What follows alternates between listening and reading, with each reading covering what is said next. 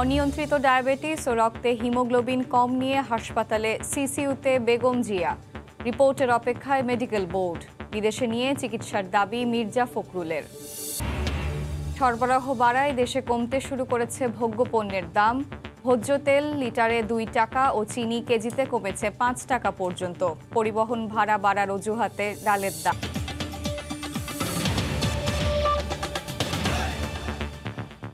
ভোরের সময় সঙ্গে আছি আমি এশা হোসেন। সিসিইউতে বেগম খালেদা জিয়া। অনিয়ন্ত্রিত ডায়াবেটিস ও রক্তে হিমোগ্লোবিন কমে যাওয়ায় তাকে সকালে সিসিইউতে নেওয়া হয়েছে। স্বাস্থ্য পরীক্ষার রিপোর্ট পাওয়ার পর চিকিৎসার বিষয়ে সিদ্ধান্ত নেবে মেডিকেল বোর্ড। এদিকে বিদেশে নিয়ে আবারও সুচিকিৎসার দাবি জানিয়েছেন বিএনপি মহাসচিব মির্জা ফখরুল ইসলাম আলমগীর। অনিয়ন্ত্রিত ডায়াবেটিস, রক্তে হিমোগ্লোবিন কমে যাওয়া সহ বেশ কিছু জটিলতার কারণে বিএনপি চেয়ারপারসন বেগম খালেদা জিয়াকে শনিবার সন্ধ্যায় ভর্তি করা হয় এভারকেয়ার হাসপাতালে। রাতে অবস্থার আরও অবনতি হলে নেওয়া হয় করোনারি কেয়ার ইউনিট সিসিইউতে। জানা গেছে হাসপাতালে ভর্তির পর বেশ কয়েকবার বমি করেছেন বিএনপি নেত্রী। এরপরই তাকে নেওয়া হয় সিসিইউতে। এরই মধ্যে বেশ কিছু পরীক্ষা করা হয়েছে, যার রিপোর্ট হাতে এলেই বেগম জিয়ার চিকিৎসায় গঠিত 10 সদস্যের মেডিকেল বোর্ড পরবর্তী সিদ্ধান্ত নেবেন। গত 12 অক্টোবর জ্বরসহ নানা সমস্যা নিয়ে দ্বিতীয়বারের মতো হাসপাতালে ভর্তি করা হয়েছিল বেগম খালেদা জিয়াকে। এরপর 27 দিন চিকিৎসা শেষে গত 7 নভেম্বর বাসায় ফেরেন তিনি। 6 দিন না পেরোতেই তৃতীয়বারের মতো আবারও হাসপাতালে ভর্তি হলেন তিনি। এদিকে অনলাইনে এক আলোচনা সভায় বিএনপির মহাসচিব খালেদা জিয়ার সুস্থতা কামনা করে আবারও বিদেশে চিকিৎসার দাবি তোলেন। হাসপাতালে জীবন মরণ নিয়ে তিনি সংগ্রাম করছেন। আমরা বারবার বলেছি, এবং এটা তার রাইট, অধিকার, এটা কোনো দয়া নয়, তার গণতান্ত্রিক অধিকার। এটা চিকিৎসার জন্য তিনি জামিনযোগ্য, জামিন পেতে পারেন। এর আগে গত 10 এপ্রিল করোনায় আক্রান্তের পর সংক্রমণ পরবর্তী জটিলতায় সে মাসের 27 তারিখ প্রথমবারের মতো হাসপাতালে ভর্তি করা হয় বেগম জিয়াকে। সেবার 53 দিন ভর্তি ছিলেন তিনি।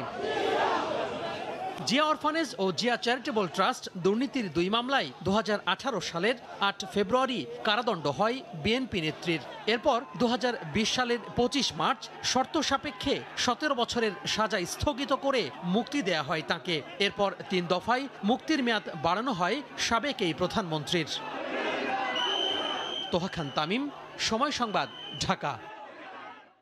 বিএনপি মুখে গণতন্ত্রের কথা বললেও নির্বাচন ও আন্দোলনে যেতে ভয় পায় বলে মন্তব্য করেছেন আওয়ামী লীগ সাধারণ সম্পাদক ওবায়দুল কাদের। গতকাল সকালে তার বাসভবনে খুলনা সড়ক জোনের অধীনে 2টি সেতুর উদ্বোধনী অনুষ্ঠানে ভার্চুয়ালি যুক্ত হয়ে তিনি একথা বলেন।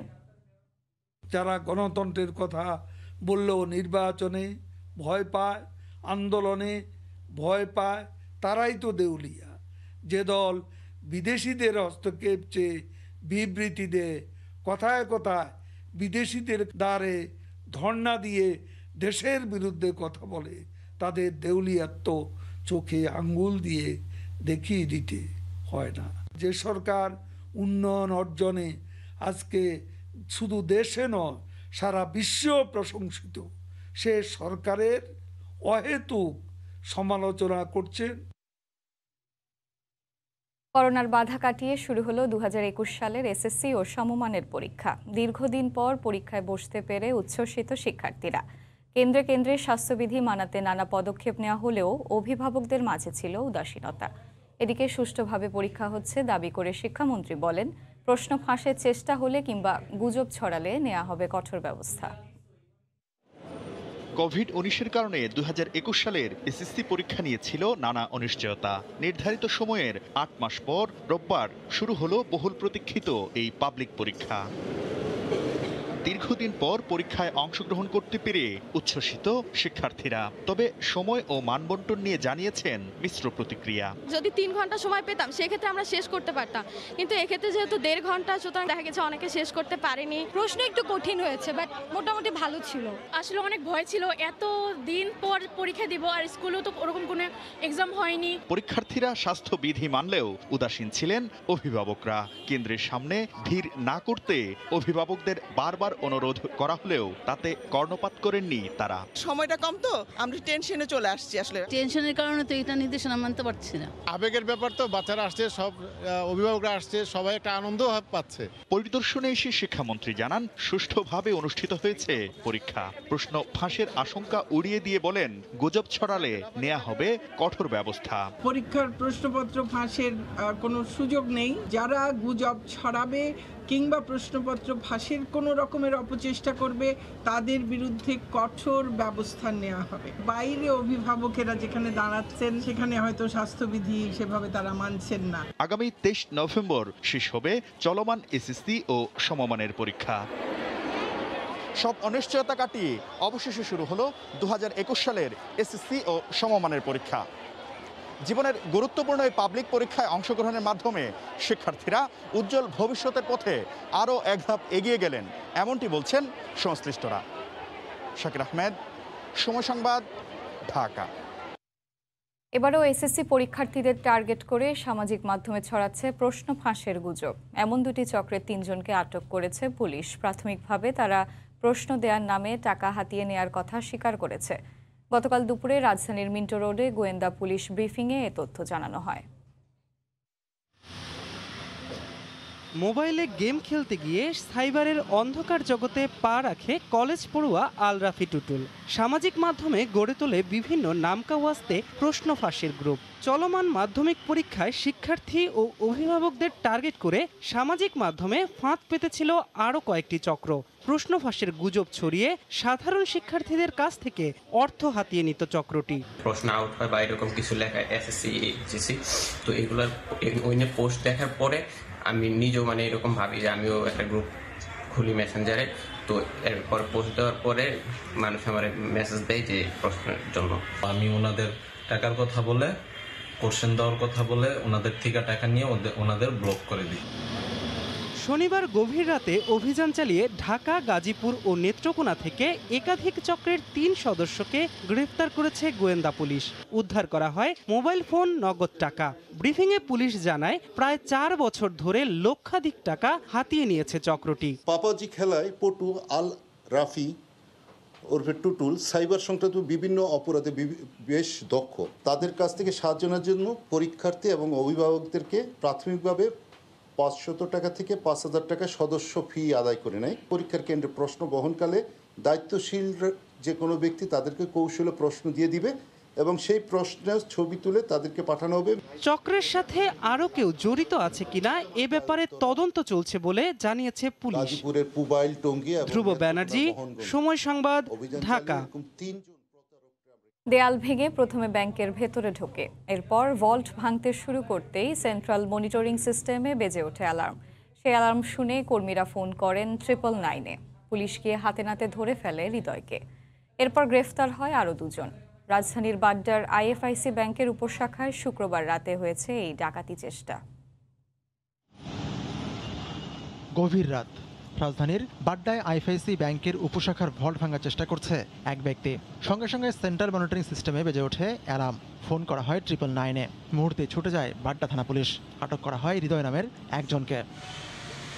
বাড্ডা এলাকায় ওই 6তলা ভবনের 2য় তলায় আইএফআইসি ব্যাংক। ব্যাংকের সাইনবোর্ডের আড়ালে বসে শুক্রবার গভীর রাতে দেয়াল ফুটো করে হৃদয়। সে এখন রাজমিস্ত্রির কাজ করলেও আগে ওই ব্যাংকের পাশের একটি ভবনে কাজ করত। পুলিশ বলছে শনি ও রোববার অভিযান চালিয়ে আরও 2 ব্যক্তিকে আটক করা হয়। আমরা বিষয়গুলি খতিয়ে দেখছি, তারা কি কারণে ব্যাংকের মধ্যে একটি আর্থিক প্রতিষ্ঠানে তারা চুরির চেষ্টা করেছিল। আমরা এই মুহূর্তে তো প্রাথমিকভাবে তাদেরকে জিজ্ঞাসাবাদ করে তারা তাদের ঘটনার স্বীকার করেছে এবং আমাদের সিসি ফুটেজও আছে।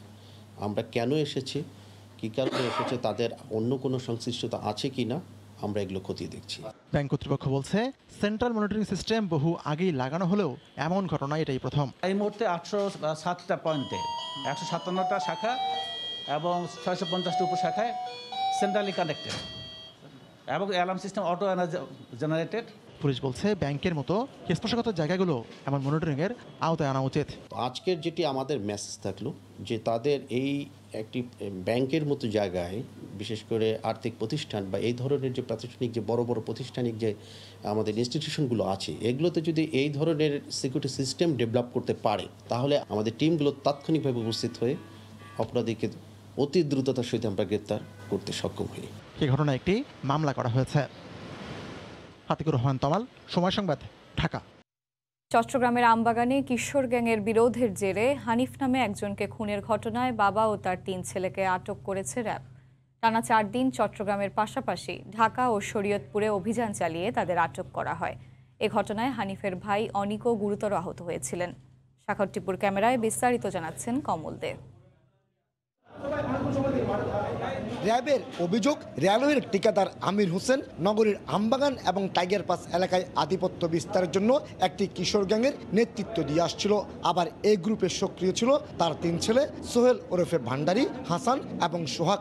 স্থানীয় একটি ফুটবল টুর্নামেন্টে স্পন্সর করা নিয়ে কিশোর গ্যাংয়ের বিরোধের জের ধরে 8 নভেম্বর বিকেলে আমির হোসেন গ্রুপের ছুরিকাঘাতে খুন হয় অপর কিশোর গ্যাং লিডার হানিফ। আহত হয় তার ছোট ভাই অনেক। তারা মাঠে খেলতেছিল, ওই সূত্র অনুযায়ী তারা এসেভাবে দিনে দুপুরবেলা জনসম্মুখে তারা কুপিয়ে গেল আমার ভাইকে। এত বড় মাংস চলে আসছে, এখান দিয়ে মারছে, এগুলো ঢাকায় তো করে না কোনোদিন। আমার সন্তানদেরকে যারা মারছে ওদের বিচার হইতে হবে। এই ঘটনার পরপরই এই কিশোর গ্যাংয়ের বিরুদ্ধে অভিযান শুরু করে র্যাব।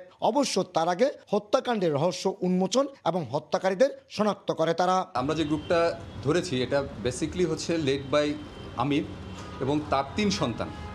আমিরও একসময় কিশোর গ্যাংয়ের লিডার ছিল, সে কিশোর গ্যাং গ্রুপের সাথে ছিল। পরবর্তীতে তার আধিপত্য বজায় রাখার জন্য সে এখন যেহেতু তার বয়স হয়েছে, তার 3 সন্তানকে সে গ্রুপে নিয়েছে। টানা 4 দিনের অভিযানে চট্টগ্রাম নগরীর একইখান এলাকার একটি সূত্র ধরে শরীয়তপুর থেকে প্রথমে সোহেল এবং হাসানকে আটক করে। পরবর্তীতে তাদের তথ্য অনুযায়ী ঢাকায় অভিযান চালিয়ে সন্ধান মেলে বাবা আমির হোসেন এবং অপর সন্তান সোহাগের। তথ্যের ভিত্তিতে আমরা শরীয়তপুর থেকে 2জনকে ধরতে সক্ষম হই। পরবর্তীতে আমরা ঢাকা শহর থেকে আবার 2জনকে ধরতে সক্ষম হই। সর্বমোট আমরা 4 জনকে ধরতে সক্ষম হয়েছি। এই হত্যাকাণ্ডের ঘটনায় আগে খুলশী থানায় হত্যা মামলা করেছিলেন নিহত হানিফের বড় ভাই জয়নাল আবেদিন। আটক বাবা সহ 3 সন্তানকে পুলিশের কাছে হস্তান্তর করেছে র্যাব। কমল দে, সময় সংবাদ, চট্টগ্রাম। পটুয়াখালীতে স্কুল ছাত্রীদের উত্ত্যক্ত করার প্রতিবাদ করায় এক ছাত্রকে মারধর করেছে কয়েকজন বখাটে। মামলার পর 2জনকে আটক করেছে পুলিশ। কিশোর গ্যাংয়ের উৎপাত বন্ধে বিক্ষোভ মিছিল ও মানববন্ধন করেছেন সহপাঠী, শিক্ষক ও অভিভাবকরা। পটুয়াখালী থেকে সুজন দামের ছবি ও মোহাম্মদ মনির হোসেন বাদলের তথ্য নিয়ে রিপোর্ট। পটুয়াখালী সদরের শহীদ স্মৃতি মাধ্যমিক বিদ্যালয়ের সামনে দীর্ঘদিন ধরেই মেয়েদের উত্ত্যক্ত করে আসছে বিভিন্ন এলাকার বখাটে। গত বুধবার ইফটিজিং এর প্রতিবাদ করে স্কুলের 10ম শ্রেণীর শিক্ষার্থী মুশফিকুর রহমান রোজান। এ কারণে শনিবার তাকে মারধর করে কিশোর গ্যাংয়ের কয়েক সদস্য। গুরুতর আহত রোজানকে নেওয়া হয় হাসপাতালে। অনেক ডিস্টার্ব করতেছে আর বাজে বাজে কথা বলতেছে, যেটা আমাদের খুব খারাপ লাগতেছে। শহর থেকে আসে বকাটে ছেলে আমাদের উত্ত্যক্ত করে, স্কুলে আসার সময় আমাদের প্রতিনিয়ত এরকম বিরক্ত করে। এ ঘটনায় মামলার পর গ্রেফতার করা হয় 2জনকে। বাকিদের ধরতে চলছে অভিযান। এক শিক্ষার্থীকে কিছু তাদের সমবয়সী শিক্ষার্থীরা মারধর করেছে। তো এই সংক্রান্তে আমরা 2জনকে আটক করেছি। মামলাটা তদন্তাধীন। শিক্ষা প্রতিষ্ঠানে কিশোর গ্যাংয়ের উৎপাত ও ইফটিজিং এর প্রতিবাদে রোববার হয়েছে মানববন্ধন ও বিক্ষোভ মিছিল। ইফটিজিং বন্ধে প্রশাসনকে দ্রুত ব্যবস্থা নেওয়ার আহ্বান শিক্ষক, শিক্ষার্থী ও অভিভাবকদের। ভবিষ্যতে যদি কোনো ধরনের এরকম বখাটে ছেলে এখানে এরকম পরিবেশ তৈরি করে, তাদের কঠিন হস্তে দমন করবে।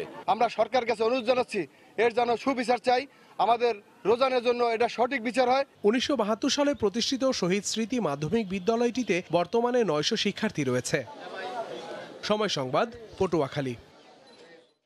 পরিবহন মালিক নেতারা ঘোষণা দিলেও রাজধানীতে মানা হচ্ছে না বাসের সিটিং সার্ভিস বন্ধের নির্দেশনা। নেওয়া হচ্ছে বেশি ভাড়া। বিআরটিএর মোবাইল কোর্ট ও মালিক পক্ষের যৌথ অভিযানেও থামানো যাচ্ছে না চালক সহকারীদের দৌরাত্ম্য। নৈরাজ্য থেকে মুক্তির দাবি জানিয়েছেন নগরবাসী। টেকনিক্যাল থেকে খামারবাড়ি পর্যন্ত হচ্ছে 20 টাকা ভাড়া নিল। এটা কি 20 টাকা ভাড়া? তাহলে আপনি তো 20 টাকা নিলেন, আমি তো আপনাকে 20 টাকা দিচ্ছি। আমি তো আপনাকে 20 টাকা দিচ্ছি, আপনি 20 টাকা নিলেন।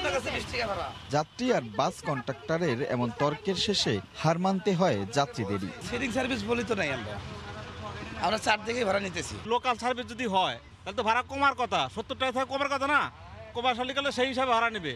তো ও তো আগের সিটিং এর হিসাব করেই তো 95 টাকা ভাড়া বাড়াইছে। লোকাল সিটিং সার্ভিসে বাড়াই নিচ্ছে। আগে বাড়ানো তো 65 টাকা, এখন বাড়ানো 90 টাকা। আপনার শ্রীপুর তো নাইতে টাকায় যে টাকারে প্রকাশ করে দেন জনগণের কাছে, যেন আমরা ন্যায্য ভাড়াটা দিতে পারি।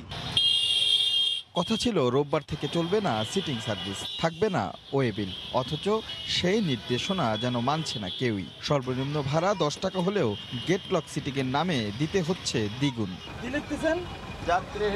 ভাড়াটা তো বেশি নেয়, এখানে খামার বাড়ি থেকে যদি আসাদ গেট 15 টাকা ভাড়া নেয়, স্টুডেন্ট ভাড়া কাটবে না, তার কথা হলে সরকারকে বলেন, আমাকে বলার দরকার নেই, আমার ভাড়া আমি নিব।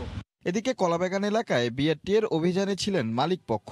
মোবাইল কোড শুনিয়ে যেন সিটিং সার্ভিস হয়ে যায় লোকাল। এই জায়গায় স্টিকার উঠাইতেছি, সিটিং সার্ভিস আসিল তো এখন সিটিং সার্ভিস হয়েছে তাই উঠাইতেছি। তবে কর্তৃপক্ষের সেই গতানুগতিক আশ্বাস শিগগিরই শৃঙ্খলা ফিরবে নগরের গণপরিবহনে। স্টেপ বাই স্টেপ কাজ করতেছি, ভাড়া নিশ্চিত করার চেষ্টা করতেছি চার্ট অনুযায়ী। আমাদের মেইন ফোকাস হলো এখন চার্ট অনুযায়ী ভাড়া নিশ্চিত করা। দেন সেকেন্ড হলো seating service, gate lock service থাকতে পারবে না। ভাড়ার চার্টে যেটা দেওয়া আছে তার থেকেও বেশি আদায় করছে। বিভিন্ন অনিয়ম আমার কাছে পরিলক্ষিত হয়েছে এবং আমরা আইনানুগ ব্যবস্থা নিচ্ছি। একে তো বাড়তি ভাড়া, তার উপর সিটিং সার্ভিসের এমন বোঝা থেকে দ্রুত মুক্তি চান নগরবাসী। রাশেদ লিমন, সময় সংবাদ, ঢাকা। পর্যাপ্ত সরবরাহের পাশাপাশি শীতকে সামনে রেখে চাহিদা কমতে থাকায় অবশেষে দেশে ভোগ্যপণ্যের বাজারে স্থিতিশীলতা ফিরতে শুরু করেছে। প্রতি লিটার ভোজ্য তেলে অন্তত 2 টাকা আর কেজিতে 5 টাকা কমে চিনি বিক্রি হচ্ছে। নিয়ন্ত্রণ আসছে আদা, রসুন ও পেঁয়াজের দামও। তবে জ্বালানি তেলের দাম বাড়ার অজুহাতে কিছুটা বেড়েছে সব ধরনের ডালের দাম। বিস্তারিত জানাচ্ছেন কমল দে।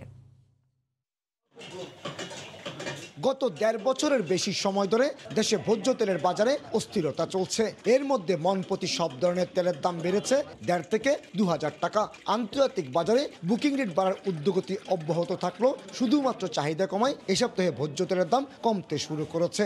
তবে তা বাড়ার তুলনায় একেবারে নগণ্য। বর্তমানে ভোজ্য তেলের বাজার গত সপ্তাহের তুলনায় বিবেচনা করলে প্রতি কেজিতে 1 টাকা থেকে 1.5 টাকা প্রতি মনে কমে আসছে। চিনির বাজারে ভোজ্য তেলের মতোই অবস্থা। শীতকালে চিনি দিয়ে তৈরি জুস, আইসক্রিমের মতো খাদ্যের পরিমাণ কমে যায়। সে সাথে সরকার 10% হারে শুল্ক হার কমানোর ফলে কমেছে এক সপ্তাহে কেজি প্রতি চিনির দাম অন্তত 5 টাকা। উইন্টারে জুস খাই না, কোল্ড ড্রিঙ্কসটা কম ইউজ হয়, আইসক্রিম কম খাওয়া হয়, সেটার জন্য একটু চিনির চাহিদাটা ওই পরিমাণ আগের মতো সেরকম নেই। সরবরাহ বাড়ায় কেজিতে রসুন কমেছে 5 টাকা এবং আদা 10 টাকা। তবে ভারত থেকে আমদানি কম হয় কেজিতে 2 টাকা বেড়ে পেঁয়াজ বিক্রি হচ্ছে 40 টাকা দরে। সরবরাহ একটু কম হচ্ছে, এটা আপনার ইন্ডিয়ার উপরে ডিপেন্ড করে। এদিকে জ্বালানি তেলের মূল্য বৃদ্ধিতে পরিবহন খরচ বেড়ে যাওয়ার অজুহাতে বেড়েছে সব ধরনের ডালের দাম। তেলেরটা আমরা প্রভাব পড়তেছে, এরপরে লেবার কস্ট, আবার কন্টেনার শর্ট, এই বন্দর বিভিন্ন রকমের কারণেই বেড়ে যাচ্ছে। বাংলাদেশের ভোগ্যপণ্যের বাজার পুরোপুরি আমদানি নির্ভর হয়। দেশের বাজারে দাম স্থিতিশীল রাখতে সরবরাহের পাশাপাশি আন্তর্জাতিক বাজারের বুকিং রেটও ব্যাপক প্রভাব রাখে। কমল দে, সময় সংবাদ, চট্টগ্রাম। 2 বছর পর নিজ জেলা কিশোরগঞ্জ গিয়ে নানা উন্নয়ন কর্মকাণ্ড পরিদর্শন করেছেন রাষ্ট্রপতি মোহাম্মদ আব্দুল হামিদ। গতকাল মিঠামইনে নির্মাণাধীন সেনানিবাস পরিদর্শন করেন তিনি। সেনানিবাস এলাকায় পৌঁছালে সেনাবাহিনী প্রধান জেনারেল SM শফিউদ্দিন আহমেদ রাষ্ট্রপতিকে স্বাগত জানান। পরে পাওয়ার পয়েন্ট উপস্থাপনার মাধ্যমে সেনানিবাসের কাজের অগ্রগতি সম্পর্কে রাষ্ট্রপতিকে অবহিত করা হয়। 275 একর জমির উপর মিঠামইন সেনানিবাস নির্মাণ করা হচ্ছে। তীর রক্ষার কার্যক্রম 2022 সালের এপ্রিলে শেষ হবে বলে রাষ্ট্রপতিকে অবহিত করা হয়। পরে রাষ্ট্রপতির বাবা হাজী মোহাম্মদ তায়েবউদ্দিনের মৃত্যুবার্ষিকী উপলক্ষে বাদাসর মিঠামইনে আয়োজিত মিলাদ মাহফিলে যোগ দেন তিনি।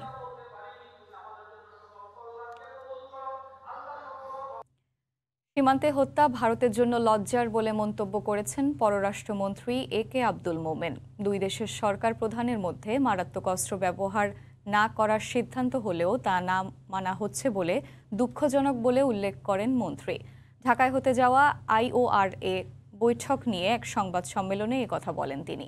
16 ডিসেম্বর বিজয় দিবস উদযাপনে ভারতের রাষ্ট্রপতি আসার বিষয়টি নিশ্চিত করেছেন AK আব্দুল মোমেন। 2000 থেকে 2020 সালের মধ্যে সীমান্তে ভারতীয় বাহিনীর গুলিতে নিহত হয়েছে কমপক্ষে 1233 জন বাংলাদেশি নাগরিক। গত 2 যুগে নানাভাবে চেষ্টা করা হলেও মেলেনি সংকটের সমাধান। দফায় দফায় বৈঠক আর প্রতিশ্রুতির ফুলঝুরির পর এবছরও অব্যাহত রয়েছে সীমান্তে BSF এর হত্যাযজ্ঞ। নভেম্বরের প্রথম 2 সপ্তাহেই 4 বাংলাদেশি হত্যা হয়েছে ভারত সীমান্তে। 2 নভেম্বর সিলেটের কানাইঘাটে 2 জন হত্যার পর সবশেষ গত শুক্রবার লালমনিরহাট সীমান্তে আরও 2 বাংলাদেশি নিহত হওয়ার ঘটনা ঘটেছে। দুই দেশের সীমান্তরক্ষী বাহিনী ও কূটনৈতিক পর্যায়ে প্রচুর আলোচনা হলেও ভারতের পক্ষ থেকে আচরণের কোনো উন্নতি হয়নি। রোববার পররাষ্ট্র মন্ত্রণালয়ে আয়োজিত এক সংবাদ সম্মেলনে সীমান্তে হত্যা ভারতের জন্য লজ্জার বলে মন্তব্য করেন পররাষ্ট্রমন্ত্রী। দুই সরকার প্রধান এবং দুই দেশের বিভিন্ন পর্যায়ে এটা সিদ্ধান্ত হয়েছে যে আমাদের সীমান্তে আমরা কোনো হত্যা দেখতে চাই না, কিন্তু সময় সময় এগুলো হচ্ছে। আমি এটা প্রায় বলে থাকি, এটা আমাদের জন্য দুঃখজনক এবং ভারতের জন্য লজ্জার বিষয়, কারণ এটা আমরা সিদ্ধান্ত নেওয়ার পরে এটা হয় কেন। এদিকে 16 ডিসেম্বর বাংলাদেশের বিজয় দিবস উদযাপনে ভারতের রাষ্ট্রপতি রামনাথ কোবিন্দ অংশগ্রহণ করতে আসার বিষয়টি নিশ্চিত করেন পররাষ্ট্রমন্ত্রী। আমন্ত্রণ জানানো হয়েছে ভুটানের রাষ্ট্রপতিকেও। ভারতের আসবেন, রাষ্ট্রপতি আসবেন অবশ্যই। সোমবার থেকে ঢাকায় শুরু হতে যাওয়া ইন্ডিয়ান ওশেন রিম অ্যাসোসিয়েশন IORA নিয়ে সংবাদ সম্মেলনটির আয়োজন করে পররাষ্ট্র মন্ত্রণালয়। 12টি দেশের মন্ত্রী ও 23 দেশের ডেলিগেটদের অংশগ্রহণে ভারত মহাসাগরের সম্পদ সর্বোত্তম উপায়ে ব্যবহার নিয়ে আলোচনা হবে এই বৈঠকে। তাজওয়ার মাহমিদ, সময় সংবাদ, ঢাকা। শীতের শুরুতেই ঠাকুরগাঁওয়ে খেজুর বাগান থেকে রস সংগ্রহের পর তা দিয়ে গুড় তৈরিতে ব্যস্ত গাছিরা। বিস্তারিত জানাতে সদরের নারগুন এলাকায় আছেন সহকর্মী জিয়াউর রহমান বকুল। আমরা সরাসরি চলে যাচ্ছি তার কাছে। বকুল, ধন্যবাদ। আপনি যেমনটি বলছিলেন, এই শীতের শুরুতেই কিন্তু ঠাকুরগাঁয়ে খেজুর বাগান যে রয়েছে এটি হলো মূলত হচ্ছে ঠাকুরগাঁ সুগার মিলের খেজুর বাগান। এখানে কিন্তু রাজশাহী থেকে যারা গাছেরিয়া রয়েছেন তারা কিন্তু এই ঠাকুরগাঁয়ে এসে এই খেজুর গাছ পরিচর্যা করে এখন কিন্তু রস নামানো শুরু করার পর তারা গুড় তৈরি শুরু করেছেন।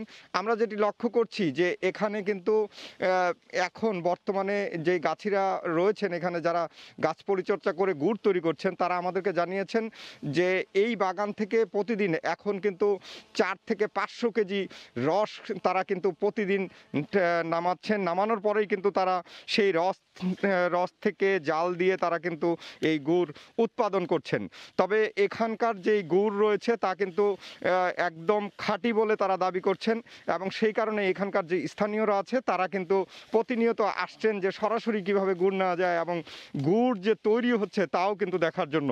তো আমরা এই ধরনের একজন প্রত্যক্ষদর্শী অর্থাৎ স্থানীয় একজন ব্যক্তির সাথে কথা বলবো। আপনি কেন এসছেন এখন এখানে এবং এসে কি দেখছেন এটা একটু জানতে চাই। আমি এখানে রস খেতে এসেছি এবং বাসার জন্য গুড় নিতে এসেছি। এখানকার গুড়টা অনেক সুস্বাদু এবং ভালো মানের গুড়। আমি নিজেও নেই এবং বাইরে অনেক আত্মীয় স্বজনকেও দিই, তারা এখানকার গুড়ের আবদার করে। ধন্যবাদ আপনাকে। আমরা একজন এইখানে যে স্থানীয় ব্যক্তি তিনি জানাচ্ছিলেন যে তিনি কিন্তু নিজে গুড় এখান থেকে ক্রয় করছেন এবং আমরা কথা বলবো ওইখানকার যে গাছিরা যারা একদম যারা গুড় তারা তৈরি করছেন তার সাথে কথা বলার চেষ্টা করব। আপনি তো আমরা যেটা জেনেছি যে এখন থেকে প্রায় 1.5 মাস আগে আপনি এসেছেন এখানে, তো এখানে এসে গুড় তৈরি করার জন্য রস নামাচ্ছেন। সেই ক্ষেত্রে আপনার এই যে পরিশ্রম হচ্ছে, যারা শ্রমিকরা আছে তারাও কাজ করছে আপনার সাথে, সেই ক্ষেত্রে আপনার লোকসান এবং লাভ সব মিলিয়ে যদি বলেন যে এখানে কীরকম গুড় উৎপাদন হওয়ার সম্ভাবনা রয়েছে পুরো শীত জুড়ে। যে এখানে ধরেন আজ আমার 1.5 মাস হলো আসা, তার ভিতর ধরেন দিনা 10 হইলো আমরা গাছে হাঁড়ি লাগাইছি। এখন সামনে সময় শীত আসছে, এই শীতে আরও গুড় বেশি হবে। এখন আপাতত 90 কেজি 100 কেজি এরকম গুড় হচ্ছে। আগামীতে আরও 10-15 দিন পর আরও 20 কেজি 30 কেজি গুড় আমার ফাপবি। তো আমরা ধরেন এখানে আসছি 10 জন। এই 10 জন আর সকাল ভোর 3টার থেকে শুরু করি রাত 8টা পর্যন্ত আমরা কাজ করি আর কি। আমাদের ধরেন কোনো দিন এই 1000 টাকা, কোনো দিন 1200 টাকা, কোনো দিন 800 টাকা এরকম আমার হাজিরি থাকে। এই হাজিরি আমরা নিয়ে দেখা যায়। আচ্ছা, আমরা আরেকটা জিনিস জানতে চাই, সেটি হচ্ছে যে এই পুরো শীত সময়টা আপনি বলছিলেন যে 4 মাস এই গাছ থেকে রস সংগ্রহ করা হবে, তারপরে কিন্তু এই গুড় উৎপাদন করে বাজারে সরবরাহ করা হবে, যেটা গত বছরেও আমরা লক্ষ্য করছি আপনারাই কিন্তু এখানে গুড় তৈরি করেছেন। তো পুরো সময়টা জুড়ে আপনার কি রকম লাভ হতে পারে এটা যদি আমাদেরকে একটু জানাতেন। এখন আমরা ধরেন এটা তো আর হিসাব করিনি, আমরা এইভাবে দিনে দিনে কর্ম করিয়ে দিনে দিনে নিয়ে যাই। তারপরে একটা আমার টার্গেট এক একজনের ভাগে ধরেন 60, 70, 80 এরকম থাকে অ্যাভারেজ আমাদের হাজিরি। এখন ধরেন লাভ লোকসান তো আমরা হিসাব করি না, আমরা নিজেরাই নিছি, নিজেরাই কর্ম করে নিজেরাই নিয়ে যাই। কিন্তু লাভ লোকসান কি আমাদের হাজিরির হিসাব করি আমরা। এখন ধরেন আমি যদি আপনার কাজে যাই তাহলে আমাকে তো 500-700 হাজিরি দিবি, যেহেতু ভোর 3টার থেকে শুরু করি রাত 8টা পর্যন্ত আমরা কাজ করি। এই ক্ষেত্রে আমাদের হাজিরির হিসাব করি আমরা এখানে ব্যবসার লাভ লোকসানের হিসাব করিনি। আচ্ছা, আমরা আরেকটা বিষয় জানতে চাই, সেটি হচ্ছে এই যে গুড় যে তৈরি করছেন এখানে কোনো রকম ফরমালিন বা কোনো ধরনের কোনো কিছু দেওয়া হচ্ছে এখানে আমরা অন্য কোনো ফরমালিন দিইনি, আমরা এই যে চুন ব্যবহার করি আর সামান্য কিছু ফিটকিরি ব্যবহার করি, তাছাড়া অন্য কোনো কিছু দিইনি। ফিটকিরিটা কেন ব্যবহার করেন? ফিটকিরি যে চুন দেওয়া হয় এই চুনের অ্যাকশনটা খাওয়ার জন্য, তাছাড়া অন্য কিছু দিইনি আমরা। ধন্যবাদ আপনাকে। আপনি শুনছিলেন যে এই যে ঠাকুরগাঁয়ে যে খেজুর বাগান, সেই খেজুর বাগানে কিন্তু গাছিরা প্রতিনিয়ত তারা এই গুড় সংগ্রহ কাজে এখন কিন্তু ব্যস্ত সময় পার করছেন। আমরা কিন্তু তেমনটাই লক্ষ্য করছি, আমরা ভোর থেকেই লক্ষ্য করছি তারা গাছিরা তাদের গাছে গাছে যে হাঁড়িগুলো লাগানো ছিল সেই হাঁড়িগুলো কিন্তু থেকে রস সংগ্রহের পর তারা কিন্তু নামিয়ে তারা এই বড় যে টিনের পাত্র রয়েছে এই টিনের পাত্রে কিন্তু জাল দেওয়ার পরে গুড় তৈরির সম্পূর্ণ করছে। তো এই সব গুড় যেগুলো উৎপাদন হচ্ছে সেগুলো কিন্তু গুড় বাজারজাত করছেন এবং স্থানীয়ভাবেও কিন্তু বিক্রি করছেন। তো এই ছিল আমার কাছ থেকে ঠাকুরগাঁয়ের সবশেষ। ঠাকুরগাঁয়ের নারগুন এলাকা থেকে আমাদের সঙ্গে সরাসরি যুক্ত ছিলেন সহকর্মী জিয়াউর রহমান বকুল। যমুনা নদীর উপর দ্রুত গতিতে এগিয়ে চলেছে বঙ্গবন্ধু শেখ মুজিব রেলওয়ে সেতুর নির্মাণ কাজ। বঙ্গবন্ধু সেতুর 300 মিটার উজানে দিন-রাত দেশি বিদেশি প্রকৌশলীদের তত্ত্বাবধানে এগিয়ে চলছে 4.8 কিলোমিটার দৈর্ঘ্যের ডুয়েল গেজ ডাবল ট্র্যাকের সেতুর কাজ। মোট 50টি পিয়ারের মধ্যে 10টি পিয়ারের পাইলিং কাজ ইতোমধ্যে শেষ হয়েছে। সেতুটি বাস্তবায়ন হলে ঘন্টায় 100 থেকে 120 কিলোমিটার গতিতে ট্রেন চলাচল করতে পারবে বলে জানান প্রকল্প পরিচালক। আর রেলমন্ত্রী জানান নির্দিষ্ট সময়ের মধ্যেই এর নির্মাণ কাজ শেষ হবে। অমৃত সেনের ছবিতে রিঙ্কু কুণ্ডর রিপোর্ট। 1998 সালে বঙ্গবন্ধু সেতু চালুর মধ্য দিয়ে রাজধানী ঢাকার সাথে উত্তর ও দক্ষিণ পশ্চিমাঞ্চলে রেল যোগাযোগ চালু হয়। তবে 2008 সালে বঙ্গবন্ধু সেতুতে ফাটল দেখা দেয় কমিয়ে দেওয়া হয় ট্রেনের গতি। বর্তমানে প্রতিদিন প্রায় 38টি ট্রেন ঘন্টায় 20 কিলোমিটার গতিতে পারাপার হয়। সময় অপচয়ের পাশাপাশি শিডিউল বিপর্যয়ে বাড়ছে যাত্রী ভোগান্তি। আর এই সমস্যার সমাধানে সরকার যমুনা নদীর ওপর আলাদা একটি রেল সেতু নির্মাণের উদ্যোগ গ্রহণ করে। বঙ্গবন্ধু সেতুর 300 মিটার উজানে নির্মিত হচ্ছে দেশের মেগা প্রকল্পের মধ্যে অন্যতম বঙ্গবন্ধু শেখ মুজিব রেলওয়ে সেতু। সিরাজগঞ্জ ও টাঙ্গাইলে নদীর দুপ্রান্তে দুটি ভাগে দেশি বিদেশি প্রকৌশলী আর কর্মীদের অক্লান্ত পরিশ্রমে চলছে সেতুর নির্মাণ কাজ। বড় বড় ক্রেনের সাহায্যে সেতুর প্রথম পর্যায়ের পাইলিংয়ের কাজ চলছে এখন। 4.8 কিলোমিটার দীর্ঘ ডুয়েল গেজ ডাবল ট্র্যাকের এই সেতুটি নির্মিত হবে মোট 50টি পিলারের ওপর। ইতোমধ্যে 10টি পিলারের পাইলিংয়ের কাজ শেষ হয়েছে। জেলার ব্যবসায়ী নেতারা বলছেন এই সেতুর মাধ্যমে যাত্রী সেবার মান বাড়ার পাশাপাশি ব্যবসা বাণিজ্যেরও দ্রুত প্রসার ঘটবে। আমরা সিরাজগঞ্জের ব্যবসায়ীরা মনে করি যে অন্যান্য চট্টগ্রাম কিংবা চালনা বন্ধ যে সুবিধা নিতে পারছে, আমরা সিরাজগঞ্জের এই বঙ্গবন্ধু যমুনা সেতুর কাছে রেল সেতুর মধ্যে দিয়ে আমরা ব্যবসায়ীরা একটা সুন্দরভাবে আমরা একটা সুবিধা নিতে পারব। প্রকল্প পরিচালক জানালেন এখন পর্যন্ত রেল সেতুর কাজের অগ্রগতি 34%। এটি চালু হলে ঘন্টায় 100 থেকে 120 কিলোমিটার গতিতে ট্রেন চলাচল করতে পারবে। এই সেতুটা আসলে আমাদের টার্গেট 2024 সালের অগাস্ট মাসের মধ্যে শেষ করার টার্গেট রয়েছে এবং এটা দ্রুত গতিতে কাজটি এগিয়ে চলছে। নির্দিষ্ট সময়ের মধ্যে রেল সেতু নির্মাণ কাজ শেষ হবে বলে জানালেন রেলমন্ত্রী। বর্তমানে যে অগ্রগতি এটি আমাদের যে সময়, এটা সময়ের সঙ্গে সামঞ্জস্যপূর্ণভাবে এটা এগিয়ে যাচ্ছে। 2020 সালের 29 নভেম্বর প্রধানমন্ত্রী ভিডিও কনফারেন্সের মাধ্যমে রেল সেতু নির্মাণ কাজের ভিত্তিপ্রস্তর স্থাপন করেন। জাপান এবং বাংলাদেশ সরকারের যৌথ অর্থায়নে রেল সেতু প্রকল্পটি বাস্তবায়ন করছে জাইকা। প্রমত্তা যমুনার বুকে দ্রুত গতিতে এগিয়ে চলেছে বাংলাদেশের সর্ববৃহৎ রেল সেতু বঙ্গবন্ধু রেল সেতু প্রকল্পের কাজ, যেটি বাস্তবায়ন হলে দেশের রেল খাতে বৈপ্লবিক গতি আসবে বলে মনে করছেন সংশ্লিষ্টরা। বঙ্গবন্ধু রেল সেতু প্রকল্প থেকে রিঙ্কু কুণ্ডু, সময় সংবাদ। 72 ঘন্টা পর ধর্ষণ মামলা না নেয়ার পর্যবেক্ষণ দেয়া বিচারকের ক্ষমতা কেড়ে নিয়েছেন প্রধান বিচারক। বিচারক বেগম মোসাম্মদ কামরুন নাহারকে কর্মস্থল থেকে প্রত্যাহারের নির্দেশ দিয়েছেন সুপ্রিম কোর্ট। এ ঘটনা সবার জন্য সতর্কবার্তা বলে উল্লেখ করেছেন আইনমন্ত্রী ও অ্যাটর্নি জেনারেল। আইনমন্ত্রী বলেন ওই বিচারক তার বক্তব্যের মাধ্যমে আইন শৃঙ্খলা রক্ষা বাহিনীকে ভুল বার্তা দিয়েছেন। 72 ঘন্টা পর ধর্ষণ মামলা নেওয়া যাবে না। বনানীর রেন্ট্রি হোটেলে 2 শিক্ষার্থী ধর্ষণ মামলার 5 আসামির খালাসের রায়ে এমন পর্যবেক্ষণ দেন নারী ও শিশু নির্যাতন দমন ট্রাইব্যুনালের বিচারক বেগম মোসাম্মত কামরুন নাহার। বিচারকের এমন পর্যবেক্ষণের পর উঠে সমালোচনার ঝড়। প্রতিবাদে রাস্তায় নামে নানা সংগঠন। রোববার সকালে সুপ্রিম কোর্টের এক বিজ্ঞপ্তিতে জানানো হয়, বিচারক কামরুন নাহারের ক্ষমতা সাময়িক প্রত্যাহারের কথা। এ বিষয়ে সচিবালয়ে গণমাধ্যমকে আইনমন্ত্রী জানান, রায়ে আইনশৃঙ্খলা বাহিনীকে যে নির্দেশনা দেওয়া হয়েছে তা সংবিধান পরিপন্থী। এই বক্তব্য আইন শৃঙ্খলা বাহিনীর প্রতি একটা ভুল নির্দেশনা দেওয়া হবে। তো সেই ক্ষেত্রে এই ব্যবস্থা গ্রহণটা অত্যন্ত প্রয়োজনীয় ছিল, সেই জন্য তার বিরুদ্ধে ব্যবস্থা নেওয়া হয়েছে এবং তার বিরুদ্ধে যে ব্যবস্থা নেওয়া হয়েছে সেটাও সম্পূর্ণ আইনানুগভাবেই কিন্তু সেটা এগিয়ে যায়। বিচারকের বিরুদ্ধে নিয়ে ব্যবস্থা সবার জন্য সতর্ক বার্তা বলে মন্তব্য করেছেন অ্যাটর্নি জেনারেল। উনি ওনার এখতিয়ারের বাইরে যে কাজ করেছেন এবং তার এই কাজের ফলে আমাদের যে বিচার যে ব্যবস্থা এখানে কিন্তু একটা জটিলতা সৃষ্টি হতে পারে। এটা সবসময় এটা বার্তা, যে কোনো কাজ করতে গেলে উনি কেউ যদি অন্যায়ভাবে কোনো অর্ডার দেন বা কোনো কিছু করেন সেটা কিন্তু একটা তদন্তের মাধ্যমে এটা নিষ্পত্তি করা হয়। এদিকে আদালতে গেলেও সর্বোচ্চ আদালতের নির্দেশনা হাতে পাওয়ায় বিচারকের চেয়ারে বসেননি কামরুন নাহার। এর আগেও এই বিচারককে শোকজ করেছিলেন আপিল বিভাগ। সে সময় তার বিরুদ্ধে জামিন স্থগিত থাকার পরও আসামিকে জামিন দেওয়ার অভিযোগ উঠেছিল। আফজাল হোসেন, সময় সংবাদ, ঢাকা। জঙ্গি হামলায় নিহত 2 বিচারক জগন্নাথ পারে ও সোহেল আহমেদের 16তম আত্মদান দিবস উপলক্ষে স্মরণসভা করা হয়েছে।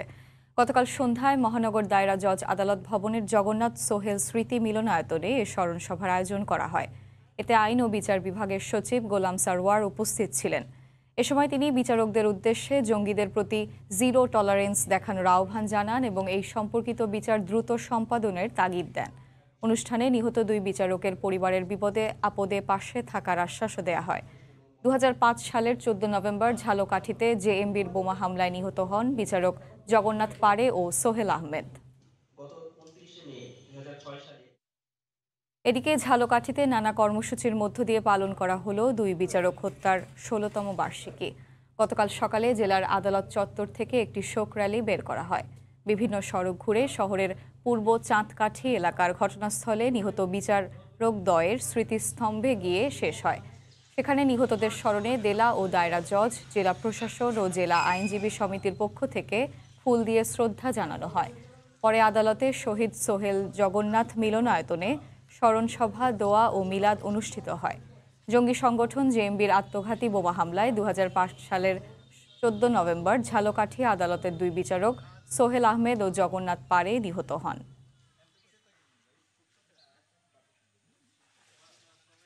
আইসিটি ক্ষেত্রে বাংলাদেশে বৈপ্লবিক পরিবর্তন হয়েছে, যা অর্থনৈতিক কার্যক্রমকে এগিয়ে নিতে সহায়তা করছে বলে মন্তব্য করেছেন প্রধানমন্ত্রীর শিল্প ও বিনিয়োগ উপদেষ্টা সালমান এফ রহমান। রাজধানীতে আয়োজিত তথ্য প্রযুক্তি বিশ্ব সম্মেলন WCIT 2021-এর সমাপনী অনুষ্ঠানে তিনি একথা বলেন। অনুষ্ঠানে আইসিটি প্রতিমন্ত্রী জুনায়েদ আহমেদ পলক সহ তথ্য প্রযুক্তি মন্ত্রণালয়ের বিভিন্ন পর্যায়ের কর্মকর্তারা উপস্থিত ছিলেন। সম্মেলনে তথ্য প্রযুক্তি বিষয়ক বিভিন্ন সেশন ও সেমিনার অনুষ্ঠিত হয়। অনুষ্ঠানে প্রধান অতিথির বক্তব্যে প্রধানমন্ত্রীর শিল্প ও বিনিয়োগ উপদেষ্টা সালমান এফ রহমান প্রধানমন্ত্রী শেখ হাসিনাকে উইটসা এমিনেন্ট পারসনস অ্যাওয়ার্ড অর্জনের জন্য ধন্যবাদ জানান। তিনি বলেন, তথ্য প্রযুক্তির এই বিশ্ব সম্মেলনের মাধ্যমে বাংলাদেশ তথ্য প্রযুক্তির বাজার সম্পর্কে সম্যক ধারণা নিতে পারবে।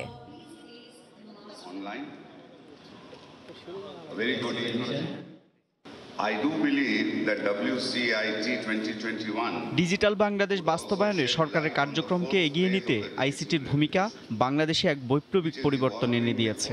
পুরো লকডাউনের মধ্যেও বাংলাদেশের অর্থনৈতিক কার্যক্রম ও উৎপাদন স্বাভাবিক রাখতে গুরুত্বপূর্ণ ভূমিকা রেখেছে আইসিটি বিভাগ। আমি বিশ্বাস করি WCIT 2021 সম্মেলন হচ্ছে বাংলাদেশের ডিজিটালাইজেশনের চতুর্থ ধাপ। এই সম্মেলনের মাধ্যমে বাংলাদেশ বৈশ্বিক প্রযুক্তি বাজারের সুযোগ সুবিধা পর্যালোচনা এবং রাজনৈতিক ও অর্থনৈতিক ক্ষেত্রে দক্ষতার সঙ্গে সিদ্ধান্ত নিতে পারবে। আমি প্রধানমন্ত্রী শেখ হাসিনাকে ধন্যবাদ জানাচ্ছি তার দক্ষ নেতৃত্বের স্বীকৃতিস্বরূপ উইটসা এমিনেন্ট পারসন অ্যাওয়ার্ড 2021 অর্জনের জন্য।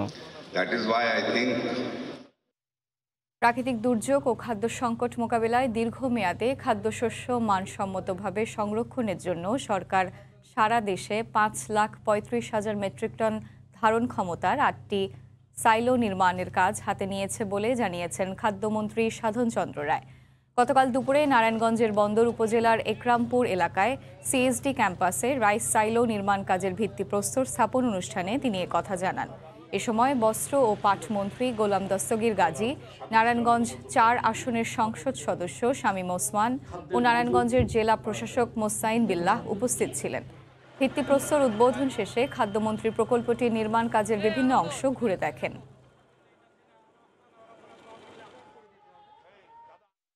নারায়ণগঞ্জে যে সাইলোটি হবে তার ব্যয় হবে 320,23,49,040 টাকা।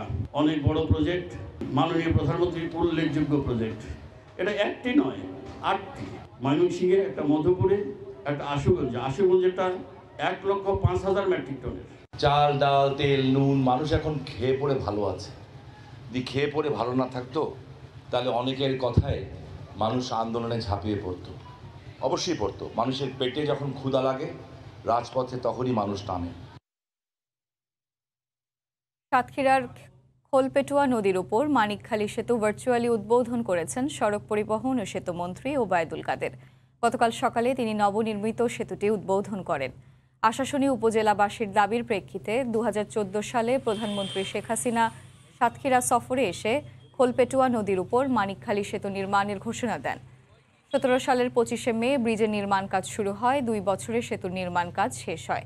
এই সেতু নির্মাণের ফলে আশাশুনি উপজেলার সাথে খুলনার পাইকগাছা ও কয়রা উপজেলার সড়ক যোগাযোগ তৈরি হলো। উপকূলে সিডরে আঘাত হানার 14 বছর পেরিয়ে গেলেও বিধ্বস্ত বেড়িবাঁধগুলো এখনও সম্পূর্ণরূপে মেরামত হয়নি। যতটুকু হয়েছে তাও সঠিকভাবে তদারকি না করায় ঘূর্ণিঝড়ে ফের ভেঙে পড়ার শঙ্কায় আতঙ্কে দিন কাটাচ্ছেন সিডর বিধ্বস্ত বাগেরহাট, বরগুনা ও পটুয়াখালীর উপকূলবাসী। জেলা প্রতিনিধিদের পাঠানো তথ্য ছবি নিয়ে রিপোর্ট।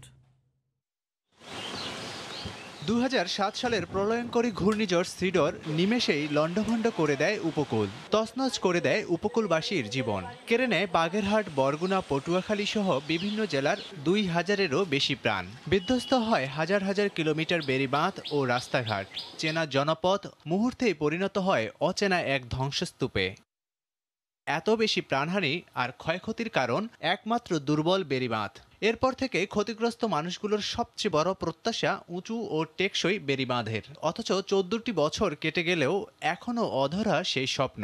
বাগেরহাটে 300 কোটি টাকা ব্যয়ে টেকসই বেড়িবাঁধ নির্মাণের কাজ এখনও সম্পূর্ণরূপে শেষ হয়নি। ভিতরে পানি বন্যা হয়ে যে আমরা 2-3 দিন বর্ষা হইলে না খাই থাকা লাগে। পেট বড় করে দিতে হবে, নাইলে আমাদের ভোগান্তি তো আরো থাকতে গেল। বেড়িবাঁধটি আসলে অপরিকল্পিতভাবে হয়েছে। আশা করি খুব দ্রুতই এই বিষয়ে পদক্ষেপ গ্রহণের ফলে জনমনে স্বস্তি ফিরে আসবে। সিডরের আঘাতে ব্যাপক ক্ষতিগ্রস্ত বরগুনায় এক যুগেও শেষ হয়নি বেড়িবাঁধ সংস্কার ও পুনর্নির্মাণের কাজ। এখনও বাকি রয়েছে প্রায় 44 কিলোমিটার বাঁধের কাজ। এখন যে এই নদী যদি রাস্তাঘাট না হয় তা আমরা তো কোনো কুল নাই। জোয়ার আসলেই সম্পূর্ণ তলায় যায়, যে আমাদের রাত্রের ঘুমটা পর্যন্ত হারাম হয়ে যায়। পটুয়াখালীতে বেশিরভাগ বেড়িবাঁধ এখনও ভাঙনের কবলে। সিডরের পর যতটুকু মেরামত হয়েছে তাও বিভিন্ন সময়ে ঘূর্ণিঝড়ের আঘাতে ভেঙে গেছে। সিডর যে কেমন জিনিস আমি জানি, আমি দেখছি, আমার মেয়ে হাতের উপরে আমার মারা গেছে। এই উপজেলার মানুষ একটি টিকসই বেড়িবাঁধ চায়। উপকূলীয় এলাকায় সংস্কার সহ স্থায়ী বাঁধ নির্মাণের প্রস্তাব পাঠানো হয়েছে বলে আশ্বস্ত করেছে পানি উন্নয়ন বোর্ড। লাবিব হাসান, সময় সংবাদ। বরিশালে মেয়েকে জোরপূর্বক অসামাজিক কাজে লিপ্ত করার অভিযোগে বাবা মাকে আটক করেছে পুলিশ। অভিযুক্ত বাবা মা সহ 3 জন বর্তমানে জেল হাজতে রয়েছেন। এ ধরনের ঘৃণিত কাজে দৃষ্টান্তমূলক শাস্তি দাবি করেছেন সচেতন মহল। মিজানুর রহমান মিন্টুর তোলা ছবিতে বিস্তারিত জানাচ্ছেন শফিক মুন্সি। চতুর্থ শ্রেণীতে পড়ুয়া মেয়েকে পূর্ব পরিচিত এক মধু ব্যবসায়ীর সঙ্গে দৈহিক সম্পর্কে লিপ্ত হতে বাধ্য করছে বাবা মা। বড় মেয়ের এমন লিখিত অভিযোগ আমলে নিয়ে প্রাথমিক তদন্তে নামে বরিশাল কোতোয়ালি মডেল থানা পুলিশ। অভিযোগের সত্যতা পাওয়ার পর রোববার ওই মধু ব্যবসায়ী আনোয়ার হোসেন সহ অভিযুক্ত বাবা মাকে গ্রেপ্তার করে পুলিশ। আর নির্যাতনের শিকার কিশোরীকে নেওয়া হয় ভিকটিম সাপোর্ট সেন্টারে। চতুর্থ শ্রেণীর একজন ছাত্রী, সে আমাদের কাছে লিখিতভাবে অভিযোগ করেছে যে তার মা এবং বাবা দুজনে মিলে তাকে খারাপ কাজে বাধ্য করে তো ঘটনা শোনার পরে আমরা এটা প্রাথমিকভাবে তদন্ত করেছি, সত্যতা পেয়েছি, মামলা রুজু করেছি এবং এর সাথে সংশ্লিষ্ট মা, বাবা এবং অন্য একজন যেটা লোকটা বাসায় আসতো 3 জনকে গ্রেফতার করে আদালতে প্রেরণ করেছি। গ্রেপ্তারকৃতদের আদালতের মাধ্যমে জেল হাজতে প্রেরণ করা হয়েছে।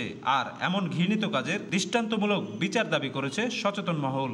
এই ধরনের ঘটনা এটা নিন্দনীয় এবং এটা মানবতাহীন বলে একটা ঘটনা বলে আমি মনে করি।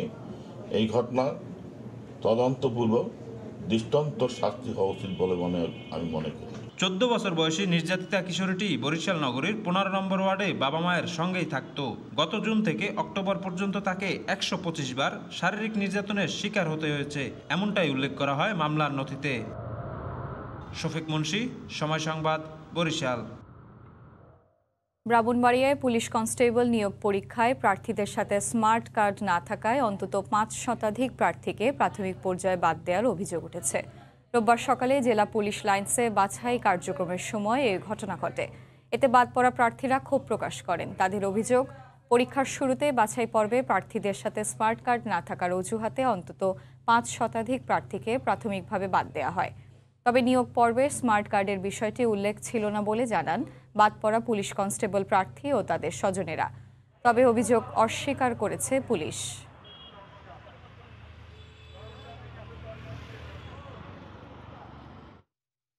যশোরে শিক্ষার্থীদের করোনা টিকাদান কর্মসূচি শুরু হচ্ছে আজ। প্রথম পর্যায়ে এইচএসসি পরীক্ষার্থীদের এই টিকার আওতায় আনা হবে। জেলা শিক্ষা কর্মকর্তা AKM গোলাম আজম জানান, যশোরের 8 উপজেলার 24,000 শিক্ষার্থীদের শহরের প্রাইমারি টিচার্স ট্রেনিং ইনস্টিটিউটের 6টি বুথে এই টিকা প্রদান করা হবে। 25 নভেম্বরের মধ্যে শেষ হবে প্রথম ডোজ প্রদান। পর্যায়ক্রমে মাধ্যমিক পর্যায়ে শিক্ষার্থীদেরও টিকা দেওয়ার প্রস্তুতি চলছে বলেও জানান তিনি।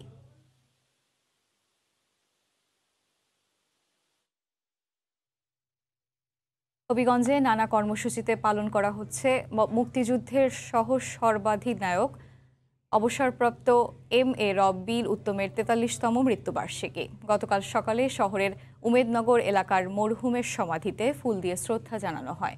এরপর বিশেষ মোনাজাতে তার আত্মার মাগফেরাত কামনা করা হয়। বিকেলে স্মৃতিচারণ ও আলোচনা সভা অনুষ্ঠিত হয়। 1971 সালে বাংলাদেশ সরকার গঠিত হলে MA রব সেনাবাহিনীর চিফ অফ স্টাফ পদে নিযুক্ত হন। একই সঙ্গে মুক্তিযুদ্ধের সর্বাধিনায়ক জেনারেল MAG ওসমানীর সহযোগী হিসেবে দায়িত্ব পালন করেন তিনি। যুদ্ধের পর তাকে বীর উত্তম খেতাব দেয়া হয়।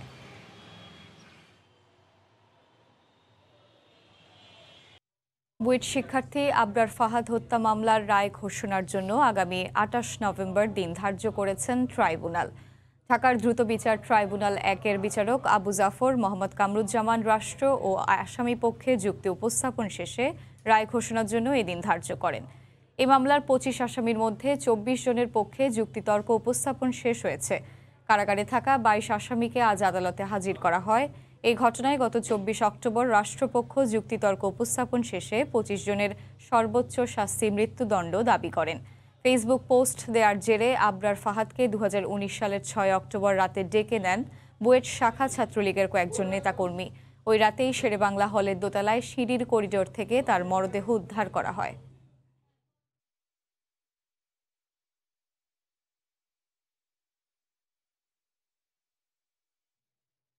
কুমিল্লায় নিখোঁজের 7 দিন পর বাজারের ব্যাগে মিলল শিশু ফাহিমার লাশ। গতকাল দুপুরে দেবিদ্বার উপজেলার কাঁচিসাইর গ্রামে ঝোপের মধ্যে পরিত্যক্ত বাজারের ব্যাগে একটি শিশুর পা দেখতে পান স্থানীয়রা। খবর পেয়ে পুলিশ শিশুটির লাশ উদ্ধার করে। পরে স্বজনরা তার পরিচয় নিশ্চিত করেন। ফাহিমা গত 7 নভেম্বর থেকে নিখোঁজ ছিল। পরিকল্পিতভাবে তাকে হত্যা করেছে বলে দাবি পরিবারের। ময়নাতদন্তের পাশাপাশি আইনি ব্যবস্থা নেওয়া হবে বলেও জানিয়েছে পুলিশ।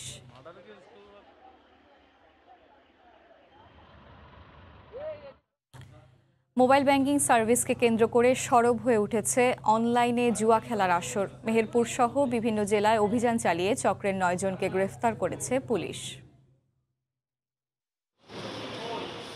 সিআইডি বলছে, সাম্প্রতিক সময়ে দেশে গড়ে উঠেছে অনলাইন জুয়ারিদের বিশাল সিন্ডিকেট।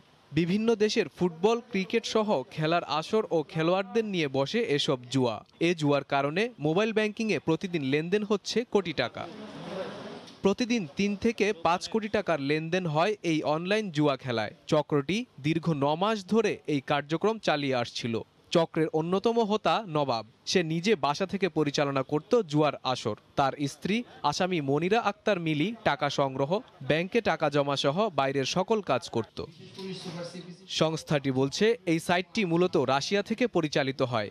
বিভিন্ন খেলায় জুয়া খেলার জন্য একজন জুয়ারি মোবাইল নম্বর বা ইমেইলের মাধ্যমে এই ব্যাটিং সাইটে অ্যাকাউন্ট খুলে। অ্যাকাউন্টের বিপরীতে একটি ওয়ালেট বানিয়ে ব্যালেন্স যোগ করে। এরকম বেশিরভাগ সাইটগুলো দেশের বাইরে থেকে পরিচালিত হচ্ছে। মোবাইল ফিনান্সিয়াল সার্ভিস আর্কিটেকচারকে ব্যবহার করে এই অপব্যবহারগুলো হচ্ছে, যেখানে পার্টিকুলারলি আমরা ওয়ানেক্স বেটের মধ্যে নগদের সম্পৃক্ততা পাচ্ছি।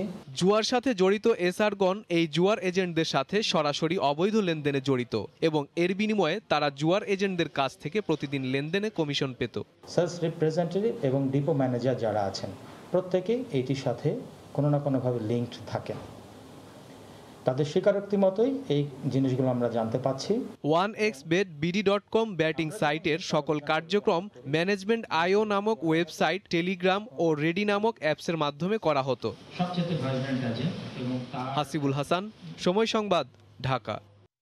প্রেমের টানে হাজারো মাইল পথ পেরিয়ে ফিলিপাইন ছেড়ে বসতি গড়েছেন বাংলাদেশে। অবশেষে প্রণয়ের এই গন্তব্য ঠেকেছে জনপ্রতিনিধির আসনে। জীবনের এই গল্পটি ফিলিপাইনের বংশোদ্ভূত মেয়ে জিন ক্যাটামিন পেট্রিকার। সিঙ্গাপুরের একটি প্রতিষ্ঠানের সহকর্মী বাংলাদেশের জুলহাস উদ্দিনের সাথে গড়ায় তার প্রেমের সম্পর্ক। এক পর্যায়ে বিবাহ বন্ধনে আবদ্ধ হয়ে বাংলাদেশের ময়মনসিংহে কাটান 10 বছর।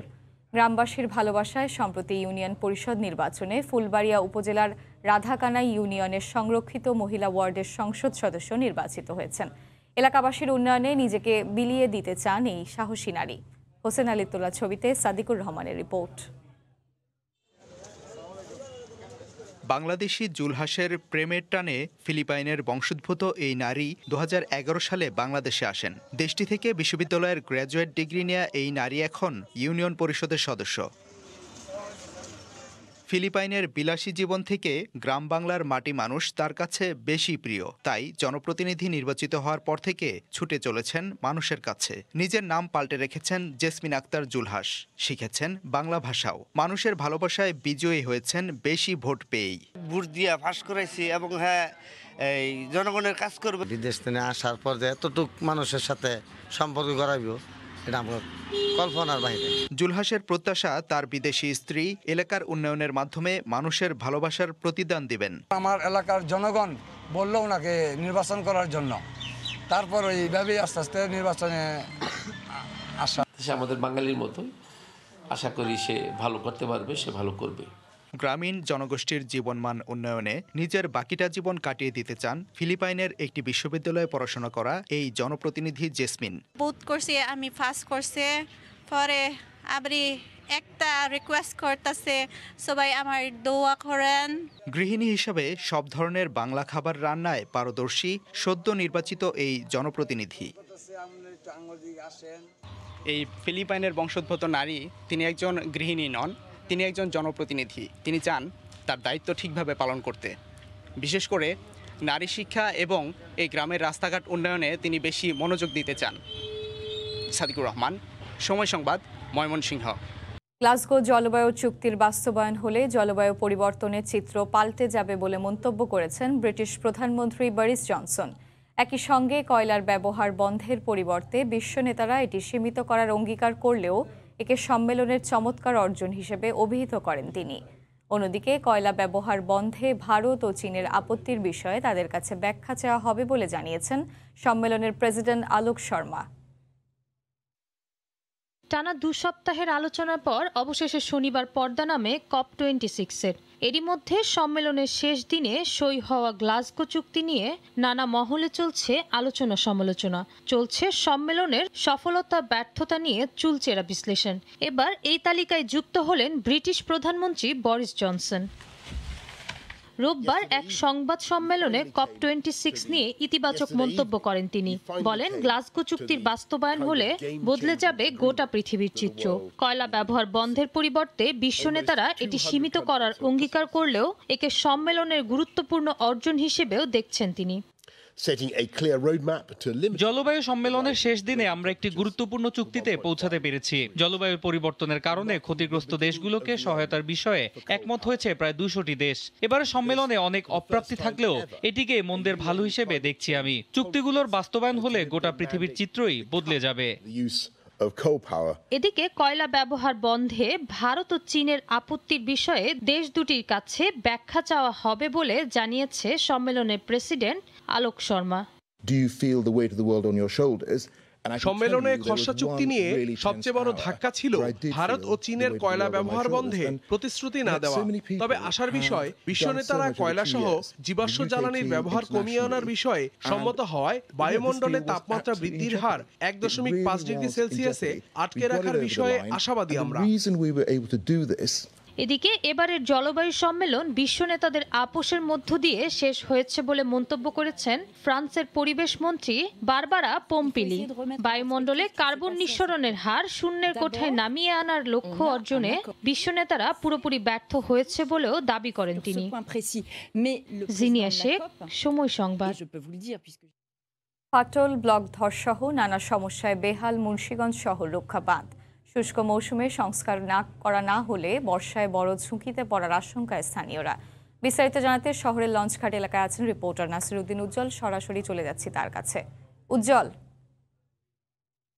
এশা, আপনি যেমনটি বলছিলেন যে এই যে পেছনে আপনি দেখছেন যে শহর রক্ষা বাঁধ, এই বাঁধটি কিন্তু শহরকে রক্ষা করছে এই ধলেশ্বরী নদীর ভাঙন থেকে, এবং একের পর এক এই নদী ভাঙনে কিন্তু এই শহরের অনেকটা অংশ এর আগে এই ধলেশ্বরীতে বিলীন হয়ে গেছে। কিন্তু এই ধলেশ্বরীর গাছ থেকে কিন্তু এই শহরকে রক্ষা করবার জন্য যেই বাঁধটি তৈরি করা হয়েছে সেটি কিন্তু দীর্ঘদিন ধরে অনাদরে অযত্নে রয়েছে, সংস্কারবিহীন অবস্থায় রয়েছে। এবং গেল বর্ষায় এই 1300 মিটার যে বাঁধ পানি উন্নয়ন বোর্ডের, সেখানে কিন্তু মাত্র 125 মিটার এলাকায় বাঁধ সংস্কার করা হয়েছে, প্রায় 90 লাখ টাকা ব্যয়। আপনারা দেখছেন যে অংশটি দেবে গেছে, এইটি কিন্তু নতুন করে সংস্কার করা হয়েছে, কিন্তু এই সংস্কারের যে কাজের মান সেটি নিয়ে কিন্তু প্রশ্ন রয়েছে। সেখানে কিন্তু এই যে বছর না ঘুরতেই দেবে গেছে, এবং এই যে পূর্ব পাশে এর চেয়ে যে খারাপ অবস্থা, সেটা কিন্তু দীর্ঘদিন আগের এই অংশটি এখনো সংস্কার করা হয়নি। অথচ এখানে কিন্তু পানি উপমন্ত্রী এসে বলেছিলেন যে এই পুরো বাঁধটি সংস্কারের জন্য যথাযথ পদক্ষেপ গ্রহণ করা হবে, কিন্তু পানি উন্নয়ন বোর্ড সেই ব্যাপারে কিন্তু যথাযথ ব্যবস্থা নেয়নি। এবং এই বছর যে নির্বাহী প্রকৌশলী বলছেন যে মাত্র 20 লাখ টাকা তাদের বরাদ্দ এসছে এই বছরের জন্য, যেখানে এই 125 মিটার তারা 90 লাখ টাকা ব্যয়ে যে সংস্কার করেছেন, সেখানে কিন্তু এই 20 লাখ টাকা ব্যয়ে তিনি বলছেন 20-50 মিটার এলাকা তারা সংস্কার করতে পারবেন মাত্র। সেখানে কিন্তু এই পুরো বাঁধ ঝুঁকির মধ্যেই রয়ে যাচ্ছে, এবং এই শহরটা কিন্তু পুরো যে বর্ষা, আগামী বর্ষায় যে পরিস্থিতি আপনারা দেখছেন যে বাঁধের যে বিধ্বস্ত অবস্থা, এই পরিস্থিতিতে কিন্তু শহরের উপর আঘাতের আশঙ্কা রয়ে গেছে, এবং এই বিষয়ে কিন্তু শহরবাসীর ক্ষোভ রয়েছে। এবং আমরা একজন এই শহরবাসীর সঙ্গে কথা বলবো, আমরা একটু জানবো যে এই যে শহর রক্ষা বাঁধ, এই বিষয়ে মানে আপনাদের মতামতটা কি, যে এইভাবে যে বিধ্বস্ত অবস্থায় আসছে এবং সংস্কার হচ্ছে না, যেটি আপনারা বলছিলেন, একটু যদি আমাদেরকে বলতেন যে আপনাদের এই ব্যাপারে মতামতটা কি। আমরা সাধারণ মানুষ কি মতামত দেবো? তারা এই যে বিজ্ঞ লোক, এই যে অভিজ্ঞ লোক, তারা এই যে এত লক্ষ লক্ষ কোটি কোটি টাকা খরচ করছে, অথচ তাদের কোনো মানে যে খরচ করে চলে গেছে, এরপরে যে আর যে সংস্কার করতে বা লোক যে লাগবে সেখানে কোনো তাদের গুরুত্বক্ষেপ নাই। এই যে তারা কোটি কোটি টাকা লস করে, তারা কোটি কোটি টাকা যে ব্যয় করে যে সরকারই করে, কিন্তু তারা কোনো কিছু মানে পরবর্তীতে যে আসে যে আর করবো খোঁজখবর নেবে, কোনো খোঁজখবর নিচ্ছে না। এই যে ভেঙে গেছে, তাই ভেঙে গেলে যে পরে যে আবার ঠিক করতে হবে তার কোনো নেই, পরে কোটি কোটি টাকা চলে যাবে, আরও সরকারের উল্টা লস হবে আরও। হ্যাঁ। আপনাকে ধন্যবাদ। তিনি যেমনটি বলছিলেন যে এই যে এরকম সংস্কার যদি এই মুহূর্তেই করে তাহলে কিন্তু বাঁধের ক্ষতি কমিয়ে আনা যাবে, কিন্তু এই বাঁধ যদি আরও বেশি ভেঙে যায় তখন কিন্তু এই ক্ষতি কমিয়ে আনা আসলে কঠিন হবে। এখন যে 1175 মিটার এলাকা সংস্কারহীন রয়েছে সেগুলোর অবস্থা কিন্তু নাজুক। মাঝে মাঝেই আপনি যেটি বলছিলেন যে ফাটল দেখা দিয়েছে, ব্লক দেবে গেছে, এবং এই কারণে কিন্তু আতঙ্কের মধ্যে রয়েছে। এবং আমি যেই পরিসংখ্যানটি দিতে চাই যে মুক্তারপুর সেতুর পরেই কিন্তু মালির পাথর পর্যন্ত বাঁধের আরেকটি অংশ রয়েছে, যেই অংশটি এই এলজিইডি সংস্কার করছে। এলজিইডি নির্বাহী প্রকৌশলী বলছেন যে তারা যে দরপত্র সেটি চূড়ান্ত পর্যায়ে রেখেছেন, এবং এই চূড়ান্ত পর্যায়ে কিন্তু এখনও শেষ হয়নি। এদিকে কিন্তু শুষ্ক মৌসুম শেষ হয়ে যাচ্ছে, এবং এটি কিন্তু 1996-97 অর্থ বছরে কিন্তু এই বাঁধ তৈরি করা হয়েছিল। 23 বছর পরেও কিন্তু বাঁধের যথাযথ সংস্কার না হওয়ার কারণে কিন্তু এই ক্ষোভ দেখা দিয়েছে শহরবাসীর মধ্যে। এবং এই যে নদীর তীর ঘেঁষে কিন্তু অনেক গুরুত্বপূর্ণ প্রতিষ্ঠান রয়েছে এখানে। এই লঞ্চঘাটের যে মূল শহর ছাড়াও কিন্তু পাশেই রয়েছে পুলিশ লাইন্স, এখানে রয়েছে doctor Iajuddin residential model school and college, পাশে অনেক মসজিদ রয়েছে, বড় বড় স্থাপনা রয়েছে। এগুলো কিন্তু সবটাই হুমকির মুখে রয়েছে। এবং একই সঙ্গে যে মালির পাথর এলাকাটি রয়েছে মুক্তারপুরের, সেখানেও কিন্তু ঘনবসতি রয়েছে, হিমাগার রয়েছে, বিভিন্ন শিল্প কলকারখানা রয়েছে। এবং আমরা যেখানটিতে দাঁড়িয়েছে তার পিছনেও কিন্তু এখানে রয়েছে একটি হিমাগার, এবং আর পাশে রয়েছে অটো রাইস মিল সহ নানা রকম শিল্প কলকারখানা।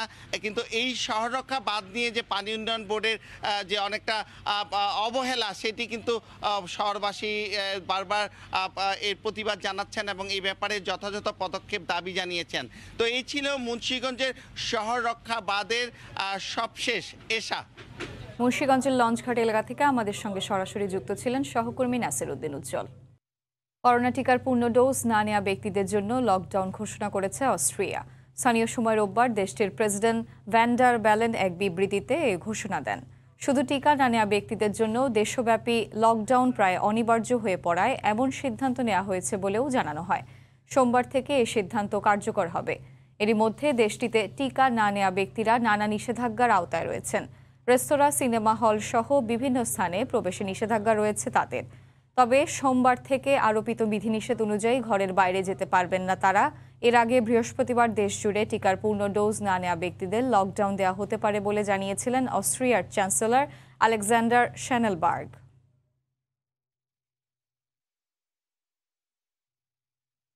হবিগঞ্জের বাজারগুলোতে বেড়েছে শীতকালীন বিষমুক্ত দেশীয় সবজির সরবরাহ, তবে সবজির দাম এখনও বেশি বলে অভিযোগ ক্রেতাদের।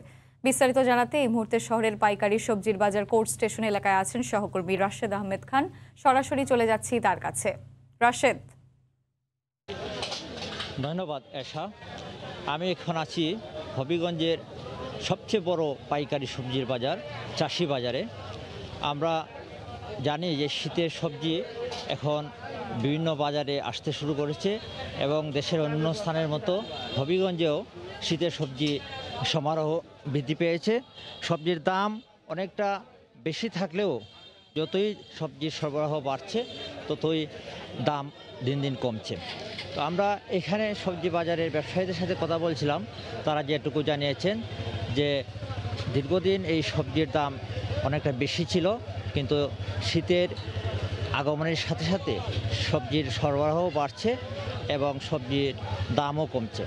এই বাজারে হবিগঞ্জ জেলার বিভিন্ন উপজেলা থেকে কৃষক এবং ক্রেতারা এখানে আসেন। পাইকারি এবং খুচরা এখানে সবজি বাজারের জন্য এখানে বিখ্যাত। এই বাজারে কম মূল্যে বিষমুক্ত সবজি পাওয়া যায়, এর জন্য খুচরা ক্রেতারাও সকাল থেকে এখানে ভিড় করেন। তো আমি সবজি বাজারের ব্যবসায়ীদের সাথে কথা বলেছিলাম, তারা জানিয়েছেন যে হবিগঞ্জ জেলার বানিয়াচং উপজেলা, বৈল, শায়েস্তাগঞ্জ সহ অত্রাঞ্চলের বিভিন্ন এলাকা থেকে চাষিরা ভোর থেকে এখানে সবজি সংগ্রহ করে এই বাজারে নিয়ে আসেন এবং বিষমুক্ত সবজি পাওয়া যায় বলে এই বাজারে সবজির কদরও অনেকটা বেশি। তো সবজি যখন কিনতে আসেন অনেকে এখানে এসে স্বাচ্ছন্দ্য বোধ করেন যে এখানে সবচেয়ে ভালো সবজিটা এবং সবচেয়ে কম দামে পাওয়া যায়, যার জন্য এখানে সবজির কদর বেশি এবং বাজারে মানুষের ভিড় বেশি। তো বাজারে ব্যবসায়ীরা আমাকে জানিয়েছেন যে এখানে শীতের সবজি প্রচুর আকারে এখানে আসতে শুরু করেছে এবং সবজির দামও কমতে শুরু করেছে। তো এই ছিল হবিগঞ্জের সবজি বাজার থেকে সর্বশেষ। ধন্যবাদ। শীতকালীন সবজির বাজার ও ক্রেতা বিক্রেতার খবর জানাচ্ছিলেন হবিগঞ্জ থেকে সহকর্মী রাশেদ আহমেদ খান। খ্রিস্ট ধর্মাবলম্বীদের সবচেয়ে বড় ধর্মীয় উৎসব বড়দিন আর ইংরেজি নববর্ষকে সামনে রেখে বর্ণিল আলোয় সেজেছে গোটা সুইডেন। এবছর করোনা বিধিনিষেধ শিথিল থাকায় আলোকসজ্জার পাশাপাশি উৎসব মুখর পরিবেশ বিরাজ করছে দেশটিতে। সুইডেন থেকে আরও জানাচ্ছেন শফিউল আলম। সুইডেনে মোট জনসংখ্যার প্রায় 70 ভাগই খ্রিস্ট ধর্মাবলম্বী। সাধারণত দেশটিতে খ্রিস্টানদের প্রধান ধর্মীয় উৎসব বড়দিন ও ইংরেজি নববর্ষ উপলক্ষে উৎসবের আমেজ শুরু হয় নভেম্বর থেকেই। গেল বছর নানা রঙের বাহারি আলোকসজ্জায় সুসজ্জিত ছিল দেশটির রাজধানী স্টকহোম সহ অন্যান্য শহরের রাস্তাঘাট ও গুরুত্বপূর্ণ স্থাপনা। তবে করোনা বিধিনিষেধের কারণে অনেকটাই ভাটা পড়েছিল সেই আমেজ। এবছর জনসাধারণের চলাচলে খুব বেশি বিধিনিষেধ না থাকায় গোটা সুইডেন ফিরেছে তার চিরচেনা রূপে। সুইডেনে মোটামুটি অনেক বেশি লাইটিং করা হয়েছে, দেখে বোঝার উপায় নেই যে এখানে রাত কখন আর দিন কখন। খুবই সাজানো গোছানো হয়েছে, স্পেশালি ক্রিসমাস উপলক্ষে। করোনার সেই ভয়টা আমাদের মধ্যে এখন আর সেইভাবে কাজ করছে না, যার কারণে একটু স্বস্তি এবং এজন্যই ফ্যামিলি নিয়ে বের হওয়া। সুইডেনে এরই মধ্যে শুরু হয়েছে 65 বছরের বেশি বয়সী নাগরিকদের তৃতীয় ডোজ টিকা প্রদান। ধাপে ধাপে বিধিনিষেধ তুলে নেওয়ার পর থেকেই স্বাভাবিক হচ্ছে সুইডেনের জনজীবন। তবে নতুন করে ইউরোপে করোনা পরিস্থিতির অবনতি হওয়ায় সতর্ক সুইডেন। শফিউল আলম, সময় সংবাদ, সুইডেন। 2024 সালে যুক্তরাষ্ট্রে অনুষ্ঠিত হতে যাচ্ছে টি-20 বিশ্বকাপের নবম আসর। আইসিসি সূত্রের বরাত দিয়ে আন্তর্জাতিক গণমাধ্যমে বলা হচ্ছে, ক্যারিবিয়ান দ্বীপপুঞ্জকে সঙ্গে নিয়ে যৌথভাবে বিশ্ব ক্রিকেটের বড় এ আসর আয়োজন করতে যাচ্ছে দেশটি। মঙ্গলবার আইসিসির পরবর্তী বোর্ড সভায় টি-20 ও ওয়ানডে বিশ্বকাপের আয়োজক দেশের পাশাপাশি আইসিসির অন্যান্য টুর্নামেন্টের আয়োজক দেশ নিয়ে হবে চূড়ান্ত সিদ্ধান্ত। যুক্তরাষ্ট্র থেকে লস্কর আল মামুনের রিপোর্টে বিস্তারিত। অস্ট্রেলিয়া চ্যাম্পিয়ন হওয়ার মধ্য দিয়ে সংযুক্ত আরব আমিরাতে শেষ হলো টি-20 বিশ্বকাপের এবারের আসর। অষ্টম আসরের আয়োজক অস্ট্রেলিয়া হলেও নবম আসরের আয়োজক চূড়ান্ত করতে শীঘ্রই সিদ্ধান্ত নেবে ইন্টারন্যাশনাল ক্রিকেট কাউন্সিল আইসিসি। 2024 টি-20 বিশ্বকাপে 20টি দল অংশ নেবে, এ তথ্য বেশ আগেই নিশ্চিত করেছিল আইসিসি। 20 দলের এই টুর্নামেন্টের জন্য যৌথভাবে আবেদন করে যুক্তরাষ্ট্র ও ওয়েস্ট ইন্ডিজ। গণমাধ্যম বলছে, ক্রিকেটের বিশ্বায়ন শুরুর এই টুর্নামেন্ট আয়োজনে ভিন্ন পথে হাঁটছে আইসিসি, যার ফলে মার্কিন যুক্তরাষ্ট্রকে বেছে নিতে আগ্রহী বিশ্ব ক্রিকেটের নিয়ন্ত্রক সংস্থা। আর তাই তাদেরকেই বিশ্বকাপ আয়োজনের সুযোগ দিতে যাচ্ছে আইসিসি। 2019 সালের শুরুতে ওয়ানডে স্ট্যাটাস পায় যুক্তরাষ্ট্র। সে বছরই স্কটল্যান্ডের বিপক্ষে প্রথম জয়ের স্বাদও পায় তারা। 2028 সালে লস অ্যাঞ্জেলেসে বসবে গ্রীষ্মকালীন অলিম্পিক। আর অলিম্পিকে ক্রিকেটকে অন্তর্ভুক্ত করার লক্ষ্যে বেশ জোরেশোরেই কাজ করছে আইসিসি। আর এ কারণেই মার্কিন যুক্তরাষ্ট্রকে প্রাধান্য দিচ্ছে ক্রিকেটের সর্বোচ্চ নিয়ন্ত্রক সংস্থা। 1994 সালে ফুটবল বিশ্বকাপের আয়োজন করে যুক্তরাষ্ট্র যে সাফল্য দেখিয়েছে, সেই সাফল্যে চোখ রেখে ক্রিকেট বিশ্বকাপের আয়োজনের স্বপ্ন বুনছে যুক্তরাষ্ট্র cricket board. Laskar Al Mamun, এলমন্টি cricket ground, California, যুক্তরাষ্ট্র। সিটি গ্রুপের পৃষ্ঠপোষকতায় শুরু হলো 6 দিনব্যাপী তীর আর্চারি এশিয়ান আর্চারি চ্যাম্পিয়নশিপ, যেখানে বাছাই পর্বে ক্যারিয়ার সেরা স্কোর করে চূড়ান্ত পর্বে উঠেছেন বাংলাদেশের দিয়া সিদ্দিকী। ছেলেদের কম্পাউন্ডে নেওয়াজ আহমেদ রাকিব সবচেয়ে ভালো করে র্যাঙ্কিংয়ের 9 নম্বরে আছেন। প্রত্যাশা পূরণ করতে না পারলেও রোমান সানা উঠেছেন মূল পর্বে। ইলশেগুড়ি বৃষ্টির মাঝেও সূর্য উকি দিচ্ছিল। বেলা বাড়ার সঙ্গে সঙ্গে আর্মি স্টেডিয়ামে জমে ওঠে তীর ধনুকের খেলা। 22তম এশিয়ান আর্চারি চ্যাম্পিয়নশিপের কোয়ালিফাই রাউন্ডে ক্যারিয়ার সেরা 637 স্কোর করে চূড়ান্ত পর্ব উঠেছে বাংলাদেশের দিয়া সিদ্দিকী। বাছাই পর্বেই এত ভালো করাটা পদক জয়ের স্বপ্ন দেখাচ্ছে দিয়াকে। আমি আসলে প্রথমে ভাবিনি, একটু মন খারাপ ছিল, কারণ সেকেন্ড স্কোরিংটাতে খারাপ, মানে এন্ড খারাপ হলেও সমস্যা ছিল না। 637 এটা আমার এখনকার মতো বেস্ট স্কোর। দক্ষিণ কোরিয়া আর ভারতের বিশ্বসেরা আর্চাররা খেলার পরও ছেলেরা লড়াই করেছে চোখে চোখ রেখে। রোমানসানা, রাকিব সবাই চূড়ান্ত পর্বের টিকিট কেটেছে। দেশের মাটিতে সবশেষ 2017 সালে এশিয়ান আর্চারি চ্যাম্পিয়নশিপ অনুষ্ঠিত হয়েছিল। সেবার কোনো পদক জিততে পারেনি স্বাগতিকরা। সে আক্ষেপ ঘুচবে এবার, বিশ্বাস আর্চারদের। তাদের সাথে খেলতে পারাটা আসলে অনেক বড় ব্যাপার। তাদের সাথে খেলতে পেরে আমরা নিজেরা এখানে যে স্কোর করতেছি, তাদের সাথে খেলতেছি, আমাদের কনফিডেন্স লেভেল অনেক আপ হচ্ছে। ফুল টার্গেট ছিল যে একটা ভালো আমরা স্কোর দিব এবং নিজের উপর কনফিডেন্স এরকম ছিল। ইনশাল্লাহ আমরা তা পূরণ করতে পারছি। খেলে যেই অভিজ্ঞতা সামনে পাবো ইনশাল্লাহ সবার দোয়া কামনা করছি। বাছাই পর্ব শেষে এবার নকআউট পর্বের খেলা। 19 নভেম্বর জানা যাবে কার কার গলায় উঠছে নিশানাবাজির মেডেল। মেহেদী নাইম, সময় সংবাদ, ঢাকা। দেশের ক্রিকেটের খবর। পাকিস্তানের বিপক্ষে টি-20 সিরিজ থেকে নিজের নাম প্রত্যাহার করেছেন মুশফিকুর রহিম। আনুষ্ঠানিকভাবে কেউ নিশ্চিত না করলেও বিসিবির একাধিক সূত্রে মিলেছে এমন খবর। এদিকে একদিন এগিয়ে টাইগারদের দল ঘোষণা হতে পারে সোমবার। মিরপুরে দ্বিতীয় দিনের মতো ঐচ্ছিক অনুশীলন করছেন ক্রিকেটাররা। আপৎকালীন জাতীয় লজিস্টিক ম্যানেজার হিসেবে নিয়োগ দেওয়া হয়েছে নাফিস ইকবালকে। ফিল্ডিং কোচ হলেন মিজানুর রহমান বাবুল। নভেম্বর রেন, গোমরা আকাশ, অনুশীলনেও দফায় দফায় বেরসিক বৃষ্টির বাগড়া। তার মাঝেই চলছে পাকিস্তান বধের পরিকল্পনা। তবুও এই ছবিটা দেখে খটকা লাগতেই পারে যে কারো। টাইগার ক্লাসের সবচাইতে নিয়মিত ছাত্র মুশফিক কোথায়? এক কোণে কোচের সঙ্গে আলাপচারিতায় ফ্রেমবন্দি কাপ্তান রিয়াদ। মুশির আপডেট পাওয়া গেল আরও পরে। আয়নাতত্ত্ব আর টি-20তে বাজে পারফরমেন্সের কারণে এমনিতেই সমালোচিত মুশফিক। গুঞ্জন পাকিস্তানের বিপক্ষে টি-20 সিরিজ থেকে নাকি নিজেই প্রত্যাহার করেছেন নাম। তবে বিসিবির একাধিক সূত্র বলছে ভিন্ন কথা। কোচ আর ম্যানেজমেন্টের গুডবুকে নাম না থাকায় বাদ পড়ার ভয়েই নাকি নিজ থেকে সরে দাঁড়িয়েছেন মুশি। সাব্বিরের পদত্যাগে লজিস্টিক ম্যানেজার হিসেবে নিয়োগ পাওয়া নাফিস ইকবাল যোগ দিয়েছেন দলের সঙ্গে। ছিলেন আপৎকালীন ফিল্ডিং কোচ মিজানুর রহমান বাবুলও।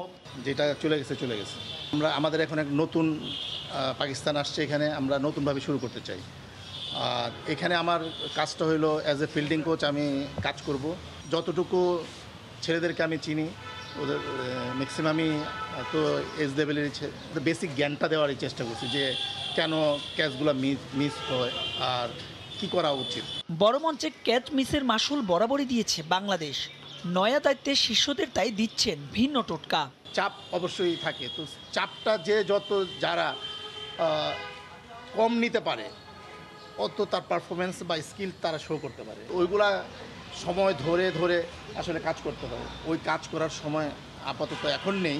পাকিস্তান ট্যুরে যাতে ছেলেরা এই জায়গাটা এনজয় করে ওইটাই বোঝানোর চেষ্টা করছে। দল ঘোষণাও আছে আপডেট।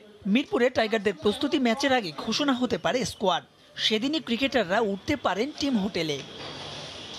মাহবুব রিমন, সময় সংবাদ, ঢাকা।